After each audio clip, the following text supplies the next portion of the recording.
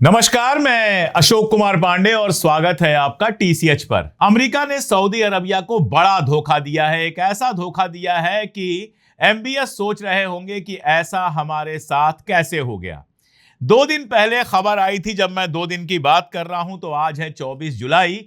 21-22 जुलाई को लगातार यह खबर आई थी कि अमेरिका और सऊदी अरबिया के बीच में न्यूक्लियर समझौता हो गया है। ऐसा नहीं था कि सऊदी अरबिया को न्यूक्लियर बम बनाने की आजादी दी जा रही थी।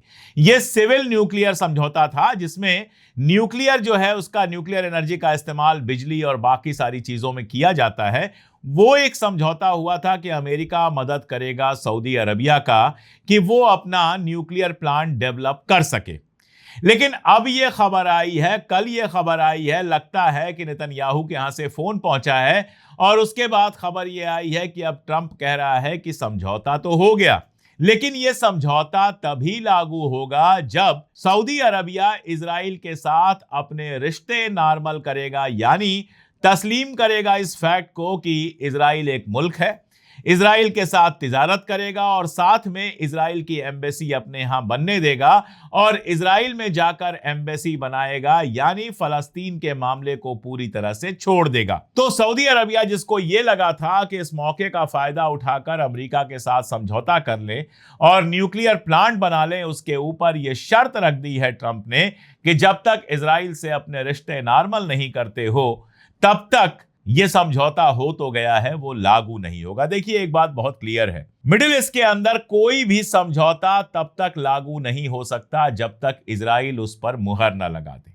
अमेरिका समझौते कर लेता है, ट्रंप घोषणा कर देता है, बड़ी बड़ी बात हो जाती है, लेकिन उसके बाद एक फोन पहुंचता है नेतन्याहू का और समझौते अपनी जगह पे रह जाते हैं। गजा में समझौता क्या हुआ था? गजा में समझौता यह हुआ था कि घर दोबारा से बनाए जाएंगे। समझौते हुए कितने महीने हो गए, ना तो वहां कोई डेवलपमेंट शुरू हुआ है, ना दोबारा घर बन रहे हैं। एक इलाके को बनाए जाने की जो अभी बात चल रही है वो कंसंट्रेशन कैंप जैसा होगा, जिसमें रहने वाले एक एक आदमी के ऊपर, एक एक औरत के ऊपर, एक एक फर्द के ऊपर इजराइल की निगाह रहेगी। उसमें कौन अंदर जाएगा, कौन बाहर आएगा, ये सब इजराइल की निगाह रहेगी। बस उसके बनने की बात है, उसके अलावा कुछ और बनने की बात नहीं है। इसीलिए इराक के नए प्राइम मिनिस्टर गए थे अमेरिका और अमेरिका ने उनसे एक प्रपोजल भेजा था, उनके हाथ से एक प्रपोजल भेजा था ईरान को कि ईरान अगर ये शर्तें मान ले तो सीज फायर हो जाए, अमेरिका हमले करना बंद कर दे और ईरान हमला करना बंद कर दे, जंग खत्म हो जाए, सीज फायर दोबारा से हो जाए। इसलिए इराकी प्राइम मिनिस्टर के हाथ से एक मैसेज, एक प्रपोजल भिजवाया गया था ईरान को। ईरान ने इस प्रपोजल को सिरे से खारिज कर दिया है। ईरान ने कहा है कि हम अमेरिका का यह प्रपोजल पूरी तरह से खारिज करते हैं। इराक के प्राइम मिनिस्टर गए हुए थे ईरान, वहां से कई सारी तस्वीरें आई हैं और साथ में यह खबर आई है कि उनके माध्यम से, उनकी तरफ से, उनके मदद से जो प्रपोजल तैयार किया था अमेरिका ने, जो चाहता था अमेरिका हासिल करना, ईरान ने उसको देने से मना कर दिया है, क्योंकि अब ईरान समझ चुका है कि अमेरिका समझौते केवल बेवकूफ बनाने के लिए करता है, वक्त लेने के लिए करता है और समझौते तोड़ना उसकी आदत बन चुकी है। क्योंकि इजराइल नहीं चाहता कि किसी तरह का समझौता ना हो। लेकिन इजराइल में भी एक मजेदार बात चल रही है, उसकी बात कर लो, उसके बाद ये तो आपको बताऊंगा ही कि कहां कहां हमला हुआ, ईरान ने कैसे कैसे बदला लिया। मेरे पास 2 खबरें हैं टाइम्स ऑफ इजराइल की, जो इजराइल का अखबार है। एक खबर यह बताती है कि नेतन्याहू की जो पॉपुलैरिटी है, नेतन्याहू की जो लिकुड पार्टी है, उसकी जो पॉपुलैरिटी है वो गड्ढे में जा चुकी है। यानी नेतन्याहू को इजराइल के लोग अब पसंद नहीं कर रहे हैं। अगर इलेक्शन होता है तो नेतन्याहू इलेक्शन बुरी तरह से हार सकता है, और जब नेतन्याहू के इलेक्शन में हारने की उम्मीद होगी तो क्या होगा? कुछ ना कुछ ऐसा किया जाएगा कि इलेक्शन टलता रहे ताकि नेतन्याहू कुर्सी पर बैठा रहे। एक खबर ये, उसके साथ एक खबर और जोड़ लीजिए, इसी खबर के साथ जोड़ लीजिए, दूसरी खबर आगे दूंगा आपको। यह खबर बताती है कि लिकुड पार्टी जो नेतन्याहू की है, उसके एक एमपी ने कहा कि इस हफ्ते के आखिर तक, वीकेंड जिसको कहते हैं, इस वीकेंड तक ईरान के हमले हमारे ऊपर हो सकते हैं। अब इस बात को लेकर नाराजगी है, नेतन्याहू काफी नाराज है कि ऐसा कैसे कह दिया गया। दरअसल आपको स्मॉरिच का बयान तिबारा याद दिला दूं, 2 बार पहले भी इस पर बात कर चुका हूं, जिसमें उसने कहा था कि फिलहाल ईरान से लड़ाई ना चले तो ही बेहतर है। और इसके बाद आपको मैं बताऊंगा कि ईरान ने कहा है कि अगर इजराइल ने जरा भी इधर उधर करने की कोशिश की तो हमले सीधे तेल अवीव पर होंगे, सीधे तेल अवीव पर मिसाइलें और ड्रोन बरसेंगे।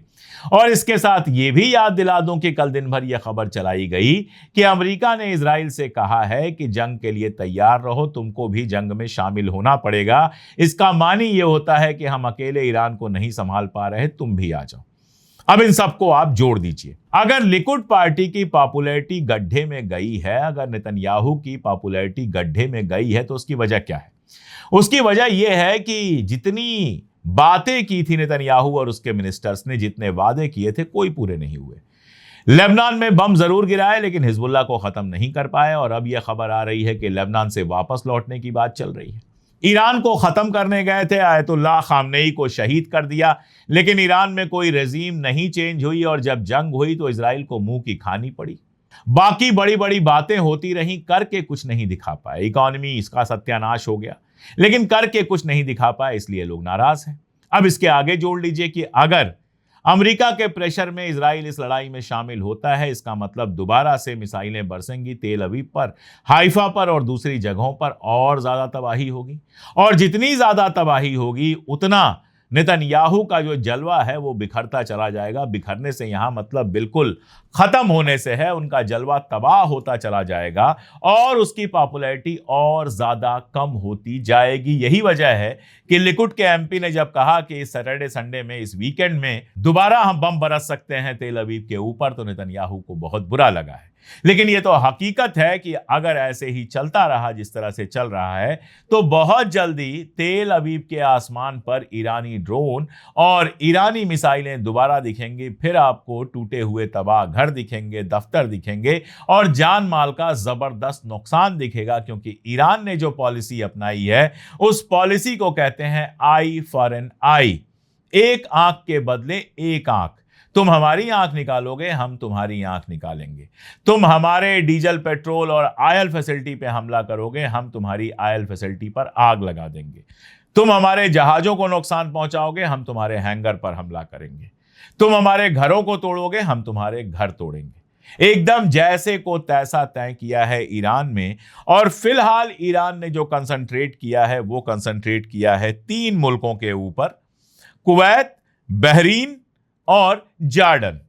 और कुवैत, बहरीन, जॉर्डन से जो तस्वीरें आ रही हैं वो तस्वीरें मैं आपको दिखाता हूं। अमेरिका ने कल हमला किया था खोंदाब, खुर्रमाबाद, कोनारक, जास्क और तेहरान में अलग अलग जगहों को निशाना बनाया गया था। प्रोजेक्टाइल गिरे। हार्मुज के पास आप जानते हैं जास्क पोर्ट है, वहां पर हमला हुआ। ये सारे हमले हुए। उसके बाद बहरीन और जॉर्डन पर खास तौर पर और बीच बीच में कुवैत पर हमले किए जबरदस्त तरीके से। ईरान ने जो स्क्रीन पे आप लगातार तस्वीरें देख रहे हैं, वो तस्वीरें न्यूयॉर्क टाइम्स ने अपनी खबर में छापी है, अपने अखबार में छापी है। और उसका कहना है कि अमेरिकन बेसिस को जो नुकसान ये हम दिखा रहे हैं, ये वेरीफाइड नुकसान है, यानी ये वो नुकसान है जिसको अमेरिका मान चुका है, जिसको अमेरिका तस्लीम कर चुका है कि हाँ, ये नुकसान तो हमारा हुआ है। इसके अलावा कितना नुकसान हुआ है वो ना आप जानते हैं ना हम जानते हैं। ईरान का दावा यह है कि बहरीन और जॉर्डन में जो अमेरिकी बेसेज हैं उनके ऊपर हमला किया गया है। अगर ईरानी मीडिया का माने तो बहरीन के शेख ईसा एयरबेस पर जो फ्यूल स्टोरेज टैंक था, डिवाइस का गोडाउन था और सैनिक जहां पर, अमेरिकी आर्मी के सैनिक जहां पर रहते थे, उनके रेजिडेंस को निशाना बनाया गया है। जॉर्डन की अगर बात करें तो मुआफाक साल्ती जो एयरबेस है, अल अजराक जिसको कहते हैं, उस पर जो हैंगर है जहां पर जहाज रहते हैं वहां पर हमला किया गया है। मेंटेनेंस फैसिलिटीज पर हमला किया है और जहां आर्मी अमेरिकन रहती है उन ठिकानों पर हमला किया है। इसमें नया यह है कि पिछले हमलों में जो अमेरिकी आर्मी के ठिकाने थे उनको बख्शा गया था, इसीलिए अमेरिकी सैनिक कम मरे थे। इस बार लगातार निशाना बनाया जा रहा है उन इलाकों और उन ठिकानों को जहां अमेरिका की आर्मी रहती है, यानी ज्यादा से ज्यादा अमेरिकन आर्मी को नुकसान पहुंचाने का प्लान है ईरान का। और इसीलिए लगातार आपको खबरें मिल रही हैं कि अमेरिकी सैनिक घायल हो रहे हैं, अमेरिकी सैनिक मारे जा रहे हैं। जॉर्डन में इनका कहना है कि थर्ड एयर डिफेंस जो उनका सिस्टम था, terminal high altitude area defence जो होता है, उसको उन्होंने पूरी तरह से नुकसान पहुंचा दिया है। तो जैसा मैंने आपसे कहा, आंख के बदले आंख की थ्योरी चल रही है। जितना नुकसान तुम पहुंचाओगे, ईरान उतना नुकसान पहुंचाएगा। और ईरान झुकने दबने को तैयार होता तो इराक से जो एक प्रपोजल आया था, इराक के प्राइम मिनिस्टर के थ्रू जो प्रपोजल आया था, वो प्रपोजल मान लेता। लेकिन ईरान न झुकने को तैयार है, न दबने को तैयार है, और ना ही फिलहाल समझौते की बात कर रहा है। नतीजा क्या हुआ है? नतीजा यह हुआ है कि अमेरिका लगातार घिरता चला जा रहा है। मैंने आपको बताया था कि बेंजामिन नेतन्याहू का सपोर्ट बेस घटा है, लेकिन साथ में आप यह भी समझिए कि अमेरिका के अंदर जो ट्रंप का सपोर्ट बेस है, जिसको मागा कहते हैं, उसके सपोर्ट में भी लगातार कमी आई है। वो एंटी वार होता चला जा रहा है, वो जंग के खिलाफ होता चला जा रहा है। यानी ट्रंप को चाहने वाले जो लोग हैं, जो ट्रंप को वोट देते हैं, जो ट्रंप के सपोर्टर हैं, वो भी जंग के खिलाफ हो गए। इसका मतलब क्या है कि जो मिड टर्म इलेक्शन आ रहा है, वो ट्रंप के लिए बहुत दिक्कत देने वाला है। और इसमें एक चीज और जोड़ लीजिए, ब्रेंट क्रूड ऑयल जो होता है, यानी दुनिया में ऑयल की प्राइसेस जिससे तय होती हैं, उसमें जबरदस्त उछाल आया है। स्क्रीन पर आप डायग्राम देख सकते हैं, ग्राफ देख सकते हैं कि किस तरह से वो ऊपर गया है।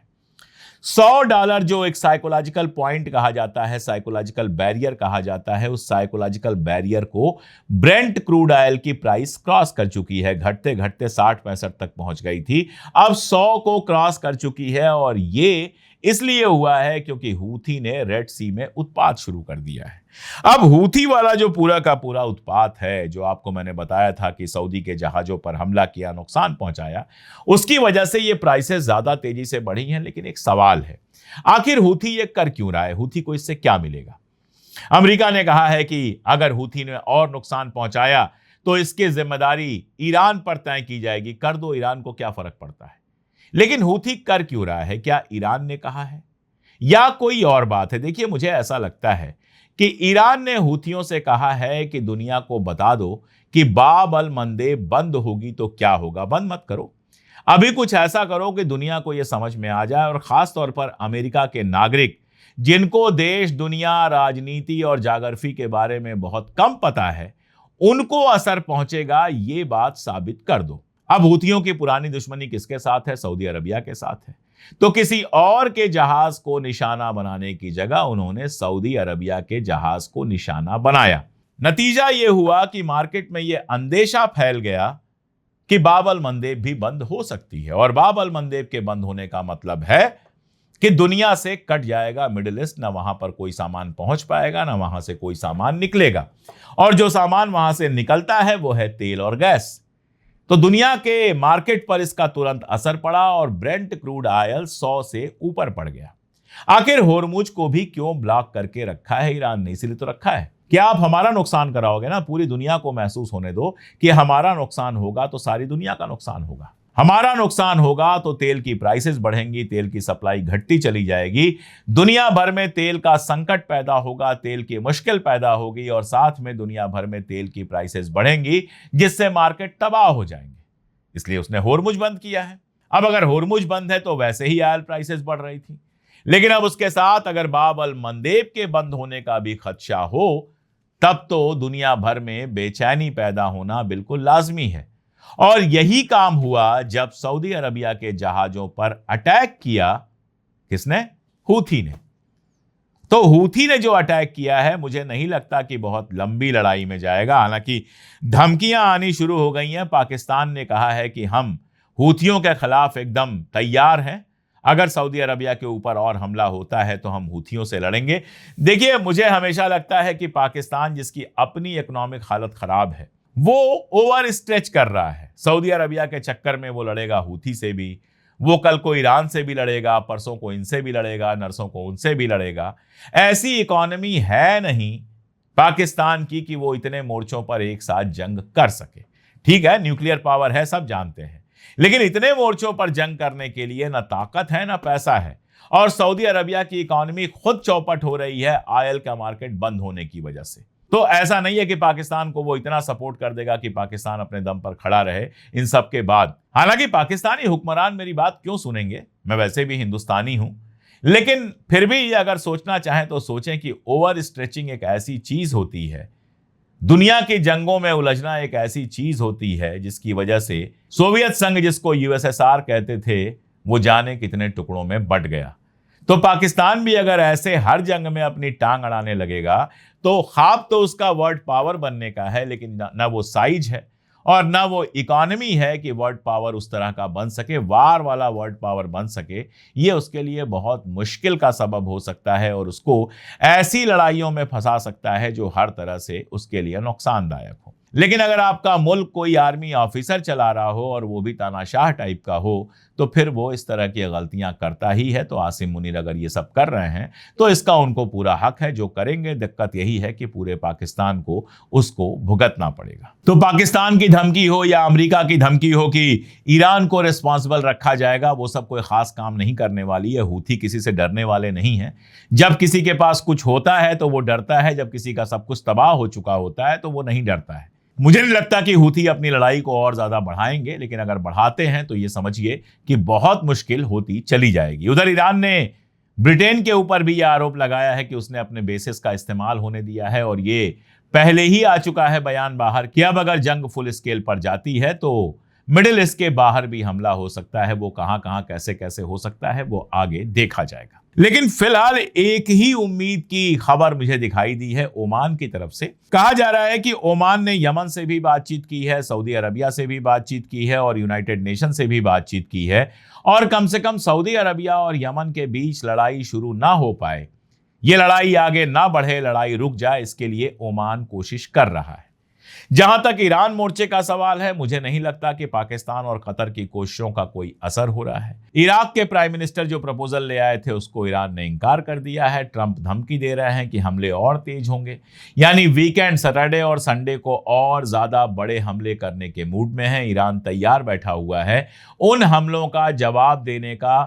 खबर ये आई है कि तेहरान से ब्रिटेन की जो एम्बेसी है वो खाली करा ली गई है और उसके बाद फ्रांस भी अपनी एम्बेसी खाली कर रहा है। इसका मानी ये है कि तेहरान के ऊपर भारी बमबारी की तैयारी कर रहा है अमेरिका, और अगर तेहरान के ऊपर भारी बमबारी अमेरिका करता है तो तेहरान यानी कि ईरान पलट कर क्या करेगा उसके अभी सिर्फ कयास लगाए जा सकते हैं। वो मिडिल ईस्ट की बाकी कंट्रीज पर जबरदस्त हमले कर सकता है, अमेरिका की जो एम्बेसीज हैं उनके ऊपर हमला कर सकता है, अमेरिका की जो कॉलोनीज हैं जहां अमेरिकन लोग रहते हैं वहां हमला कर सकता है, और अगर उसने ये सोच ही लिया है कि जंग को बढ़ाना है तो तेल अवीव पर सीधे हमला कर सकता है और इसको एक बड़ी रीजनल वार में बदल सकता है, जिसके साथ ये डर बना हुआ है कि ये एक इंटरनेशनल वार में, एक मल्टीनेशनल वार में, या फिर जिसको आप आलमी जंग कहते हैं, जिसको आप विश्व युद्ध कहते हैं, उस वाली वार की तरफ भी लेकर जा सकता है। तैयार रहिए। हिंदुस्तान में तो हमारे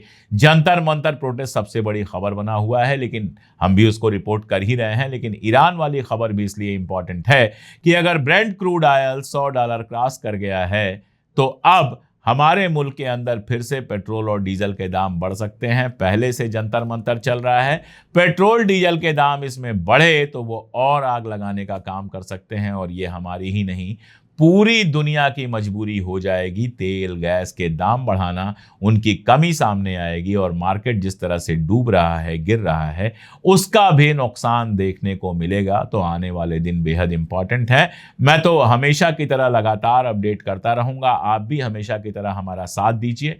सबसे पहले तो अगर चैनल को सब्सक्राइब नहीं किया है तो सब्सक्राइब कर लीजिए, और अगर हमारी ताकत बनना चाहते हैं तो स्क्रीन के ऊपर आपको एक QR कोड दिख रहा होगा, या फिर पिन कमेंट और हमारा जो डिस्क्रिप्शन होता है उसमें लिंक भी दिख रहा होगा, उसको क्लिक करके हमारे मेंबर बन जाइए।